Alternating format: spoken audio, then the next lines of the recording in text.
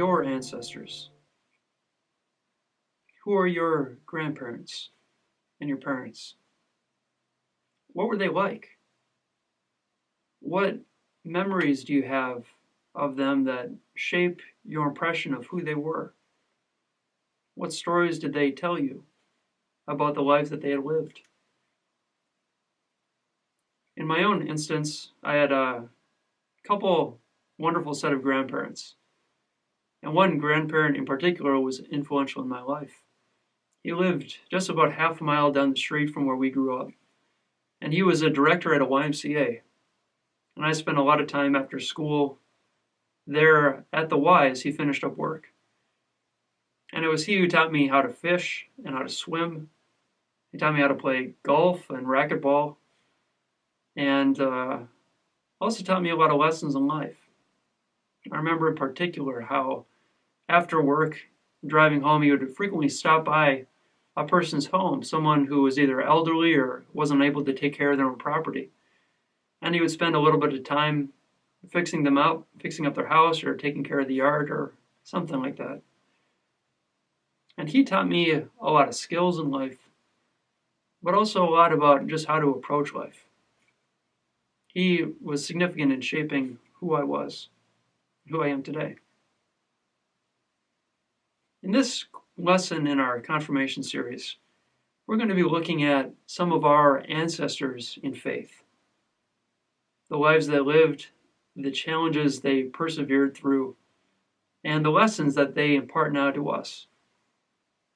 These ancestors we're going to be looking at today are known as the Patriarchs, and they're collectively known as Noah and his family, Abraham and Sarah, Isaac and Rebekah, Jacob, Leah and Rachel, and Joseph. And in this course, we're going to read about their lives and the stories that they share with us, which will enrich our understanding both about God and where we come from, the people who've come before. This class, in comparison to the classes before, will have a fair bit more reading from the Bible. Rather than tell you the stories, we're going to invite you to actually read them for yourself this coming week. This video lesson is fairly brief, but the readings are substantial this week. But again, just like the material to this point, it's going to form a great foundation for our future studies. So please do take the time to get to know the readings, and the assignment this week will be asking about a lot of details from these stories that we're going to read. The first person we're going to read about is Noah and his family. His story begins in Genesis chapter 6, verse 5, and goes through chapter 9, verse 19. You've probably heard his story in outline before. He is a good and righteous man who walked with God, while the earth at this time, the rest of civilization, was corrupt and evil in God's sight. And God, as you may remember, told him to build a great ark. And onto this ark, he was told to bring on a couple of animals of every kind, birds, animals of the earth, all sorts of beasts, and keep them up in his ark while the whole earth was flooded. When dry land finally appeared, he disembarked and allowed all the animals to again return to the land. And God made a promise that never again would he blot out the earth with the flood as he did to this point. This is a story of a person and his family responding righteously to God. We can imagine how ridiculous building a great ark must have looked to the rest of the people. But Noah trusted God, and he listened to him and obeyed him. And doing so not only saved his life, but helped continuation of life on the earth after this great flood. It's also an important first instance of a covenant that God makes with God's people. And this is at the very end in chapter 9 where he makes the promises and seals it with a sign, which is a bow or a rainbow in the sky, wherein God reassures his people that he will never again destroy the whole earth with a flood as he did before. So I invite you now to please read. It's a few chapters long, 6:5 through 9:19, and then you can turn over to the assignment and complete the answers for that section. Noah and his family.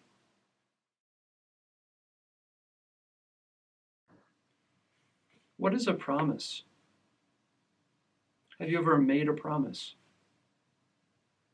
I'd guess that you've probably promised to a friend before that, say, you'd come to their birthday party, or if you loaned $5, that you promised you'd pay them back the next day or whatnot.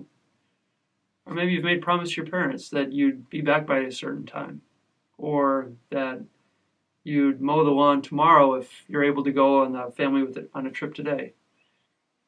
Promises are things that we say we're going to do. They're formal pledges that we make. And promises allow people to rely on one another when we promise to do something that we'll do in the future.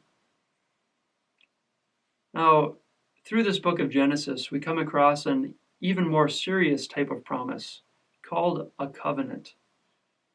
And a covenant is a serious, solemn agreement between two people or two peoples in which they mutually pledge to do things and be there for one another. And the next person we read about in our series on the Patriarchs is a guy named Abraham and his wife Sarah. And God makes a covenant with Abraham, as well as with Abraham's descendants. A formal promise and pledge that is effective not only for Abraham, but for all who come after him, which includes us today. This covenant is foundational to people's future relationship with God. And this covenant that God makes with Abraham is made up of 4 parts. That God will give Abraham and his descendants a land to live in, land to till and to develop and to own. He promises that it will give descendants themselves, that there will be, in fact, so many descendants that they will be as innumerable as the stars in the sky or the sand on the beach. He also promises to bless Abraham, that he will continually bless him and his descendants. And he also promises to be there with Abraham, that he will never forsake him. This promise strengthens God's relationship not only with Abraham, but with all of God's people in the time to come. And we're going to read about this covenant in portions of Abraham's life in chapter 12, verses 1 through 9, in chapter 15, verses 1 through 16, and then also in the entirety of chapter 22. And you can refer to your assignments for these passages. There are a number of other episodes in Abraham's life which are worth reading, but one important one that we'll focus on as well to know Abraham better is chapter 22. And in this chapter, God, after making a covenant with Abraham, also tests Abraham. And he tests him in a very, very serious and difficult way to sacrifice the single son that God had given to him and his wife Sarah. And this is a way of seeing whether Abraham is genuine, is in his end of the covenant, which is to walk in righteousness with God. And seeing that Abraham indeed is faithful, even in something as serious as this. God reaffirms his covenant, his promises, which continue on again into us today. The next ancestor in faith we read about is Abraham's son Isaac. We were introduced to Isaac in chapter 22 of Genesis, and his story continues in the chapters that follow. The most important thing about Isaac is that the covenant that God made with Abraham continues now through Isaac's life, and we see it even more fully developed here. Isaac is blessed richly, as seen in his prosperity and in his growing herds and his comfort in life. The land that was promised to Abraham is now developed and cultivated, and the promise of many descendants is seen now through Isaac himself as well as in his children to follow. And this same covenant is reiterated. It is reaffirmed to Isaac, and we see it continuing and activating even more fully as Isaac lives righteously with God. The passages we'll focus on in Isaac's life are from chapter 26 in Genesis, verses 1 through 5 and 12 through 35. A couple brief notes is that there are a number of mentions of wells. Now, where Abraham and Isaac lived, as do many farmers today, they relied on wells for the water for themselves and for their crops and herds. And the abundance of wells that are dug is an indication of the amount of water and also prosperity and wealth that they have. There's also a mention in this chapter, as well as in previous chapters in Genesis, a mention of many places, of towns, of cities, of areas, of peoples, even of mountains. And your Bible may have a map of the area, which will help guide you to where those are. But if not, please just know that these are geographical areas, just as the areas surrounding us, and it's not essential to know exactly where they are. Just know that they're places of import of their day. So God bless your reading now in chapter 26, the story of Isaac. You probably have someone in your family or extended family who's a little more colorful than the others and lives a little more of an adventuresome life. And so it is with Jacob.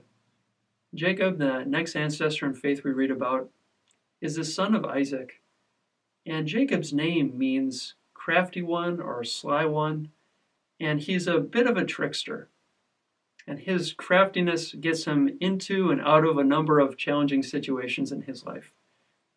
We read about Jacob in chapters 28, verse 10, through chapter 29, verse 30, and also in chapter 32, verses 22 to 32.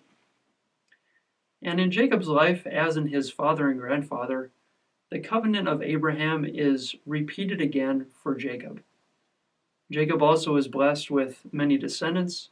He is promised a land to live in, and is also promised many blessings for him as he walks with God. Now, as Jacob was a bit of a trickster, so was he sometimes tricked by, as we hear about it in his father-in-law Laban. And I invite you now to read these passages on Jacob, which also include the story of his vision of God, known as Jacob's ladder, and also the story of his wrestling with God, as the story of the patriarchs and ancestors in faith is also one of challenging interaction with God. So please enjoy your reading on Jacob now. The final ancestor in faith we read about in Genesis is a man named Joseph. Joseph is one of Jacob's sons, and he lives a remarkable life. Joseph is a man of vision, a man of dreams. He's an interpreter of dreams, and he's also a man of great integrity. And his brothers are jealous of him. And out of their envy and resentment, they sell him into slavery, and he is sent to a faraway land of Egypt. There, through an amazing series of events, he actually becomes governor of Egypt and oversees the country through a time of great famine, and is a great blessing for them. Now, we're going to read the entirety of Joseph's story found in Genesis chapters 37 and 39 through 50, and I hope you'll enjoy as it is a rather entertaining story. And what is also notable about Joseph is the same as his ancestors, that the covenant of Jacob, of Isaac, of Abraham continues now in Joseph. And he is indeed blessed. He is given a land, he is given descendants, and he is given God's presence as he goes through these great challenges. I hope you enjoy his story as well. This reading of the patriarchs, of our ancestors in faith, inform us of those who have come before us. They teach us some of the life lessons that they learned. They show us the challenges that they went through, and they help us to understand better their relationship with God, and especially the covenant that God made with them and which continues now to us. Lastly, I want to finish with a word of encouragement. The reading in this lesson comprises about 20 chapters from Genesis, and will probably take a little over an hour of reading this coming week. And I want to again encourage you, as you're reading the Bible, to do indeed complete all of your readings. This is providing you a solid foundation of knowledge of the important figures, the stories, the promises, and the themes found in the Bible that will inform our later studies. So while it is a lot of reading, I really encourage you to be studious in it. And may God bless you as you continue to know more about Him and His Word. God bless you this week, and we'll see you next time.